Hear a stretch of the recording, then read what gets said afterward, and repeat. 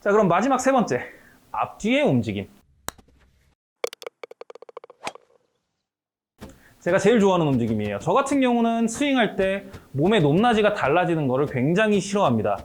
물론 저도 조금씩은 달라지기는 해요. 그런데 저도 연습량이 줄어들면서, 그리고 아마추어 분들 레슨을 많이 하면서 높낮이가 많은 스윙이 거리가 많이 나오는 건 알지만 높낮이가 없는 스윙이 공을 훨씬 더 안정적으로 맞출 수 있다는 거, 그리고 높낮이가 적은 스윙이 훨씬 더 스윙이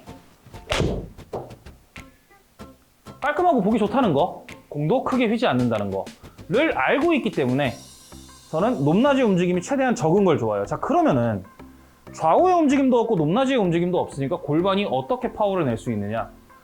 셋업을 잡은 상태에서요, 오른쪽 골반을 뒤로 빼주면서 왼쪽 골반을 앞으로 내밀어 주잖아요. 골반의 움직임만 봤을 때는 이렇게 직선의 움직임인데 그 사이에 껴있는 몸통은요, 회전을 해요. 골반은 직선으로 앞뒤로 움직이지만 골반은 회전을 합니다. 자, 골반이 회전하면 자연스럽게 상체도 회전을 할 준비가 됐어요. 꺾으면 바로 탑이에요. 풀어놓고 꺾으면 탑이에요. 백스윙이 정말 쉬워지죠. 정말 할 거 없죠. 틀어놓고 꺾으면 탑이에요. 뭐 동작 3개나 되기는 하는데 그래도 하나가 틀어지면 나머지도 바로 틀어지면서 사실상은 동작 2개만 하시면 되는 거예요. 자, 그 상태에서 다운스윙이 들어올 때도 왼쪽 골반이 뒤로 빠지면서 오른쪽 골반이 앞으로 살짝 나오면서 이렇게 되면은 자연스럽게 아까랑 마찬가지로 골반은 직선으로 움직이지만 그 사이에 낀 몸통은 회전을 합니다. 몸을 돌리지 않아도 알아서 돌아요. 골반만 앞뒤로 뺐다 넣었다만 하면은, 뒤로 뺐다 앞으로 넣었다, 뒤로 뺐다 앞으로 넣었다만 하면은 몸통이 회전을 해요. 마찬가지로 아래쪽이 틀어지면 위쪽도 틀어져요. 그러면은 아까 꺾었던 손목 풀어주면은 임팩트예요. 정말 별거 없죠. 자, 그 상태에서 골반이 마저 빠져요. 그럼 몸은 마저 회전을 하죠. 자, 그러면은 풀어줬던 손목은 다시 꺾이게 돼요. 관성에 의해서. 아래쪽으로 풀었으니까 다시 위쪽으로 꺾이는 거죠. 그렇게 되면 뭐가 나올까요? 팔로스루. 마저 빼면은 피니쉬. 풀어서 꺾고, 풀어서 풀고. 정말 간단한, 정말 편안한 그런 스윙이 나오게 되죠. 물론 연습이 충분하지 않다면 공은 잘 맞아요. 근데 거리가 좀 적게 나옵니다. 대신에 중앙에 정확히 맞아요. 공이 휘지 않습니다. 탑볼이나 뒷땅의 가능성이 현저히 적어져요. 왜? 좌우 움직임도 없고 위아래 움직임도 없고 제자리에서 앞뒤로 움직이는, 당연히 세팅해놨던 거기서 정확히 맞겠죠. 자, 근데 이게 조금만 익숙해지시잖아요. 동작이 빨라집니다.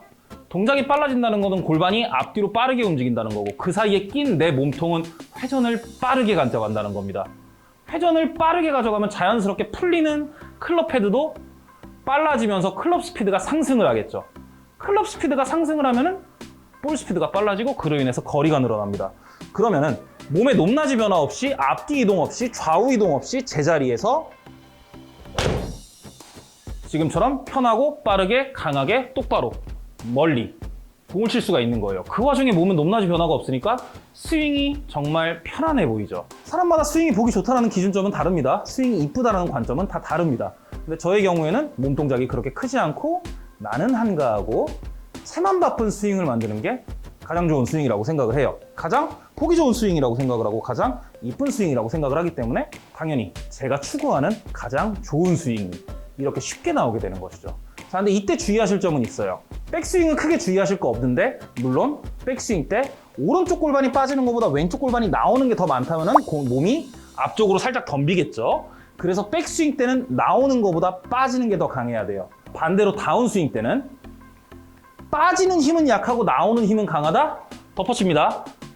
그래서 이 스윙을 연습할 때는 앞뒤의 움직임에 포커스를 두지만 앞보다는 뒤에도 포커스를 많이 두셔야 돼요. 왼쪽은 조금 나가면서 오른쪽은 많이 빠져요. 그게 백스윙이에요. 자, 다운스윙은 클럽이 우리가 힘을 어떻게 쓰든 간에 뒤에서 앞을 향해요. 그러면 내 몸은 앞으로 나가기가 쉬워. 그럼 어떻게 해야 돼요? 나가는 힘보다 뒤로 빼는 힘을 더 강하게 가져가야지 공 쪽으로 덤비지 않고 제자리에서 공을 칠 수 있어요. 덮어치지 않는 스윙을 만들어내게 돼요.